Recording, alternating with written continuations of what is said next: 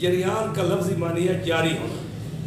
طب میں جریان اس کو کہتے ہیں بلا ارادہ منی کا جاری ہونا۔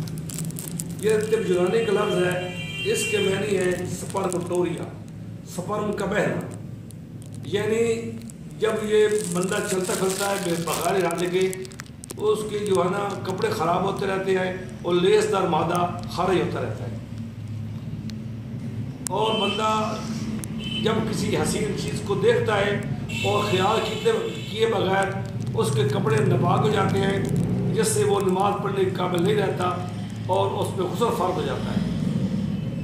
تو جب یہ ہوتا ہے احساسات کی زیادتی کی وجہ سے، جب احساسات زیادہ ہوتے ہیں تو یہ جریان کا مرض لگ جاتا ہے۔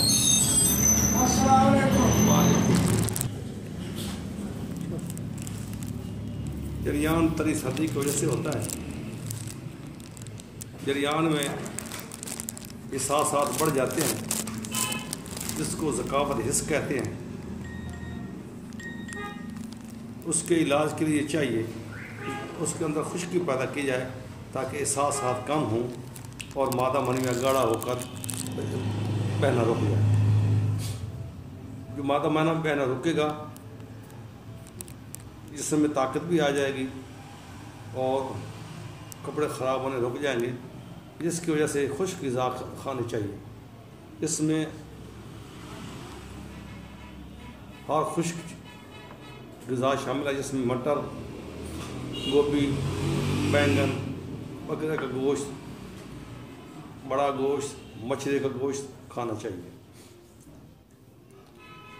غذا کھانے سے مستقل آرام آتا ہے، اور ہر بیماری تین وجہ سے لگتی ہے، ایک نفسیاتی طور پر، ایک مادی طور پر، ایک لگتی ہے کیفیاتی طور پر۔ مادی طور پر تو کھانے والی چیزیں آ جاتی ہیں جس سے 50% آرام آتا ہے، اور کیفیاتی طور پر اور نفسیاتی طور پر آدمی 25% بیمار ہوتا ہے۔ وہ اس میں جو ہے نا اس کے نفسیات کو تبدیل کر دیا جائے، تو کیفیات کو تبدیل کر دیا جائے تو آدمی کو پرماننٹ آرام آ جاتا ہے۔ یہ تھا آج کا موضوع جو مختصر طور پر میں نے بتا دیا، اس کے بعد تفصیل کی ضرورت نہیں ہے۔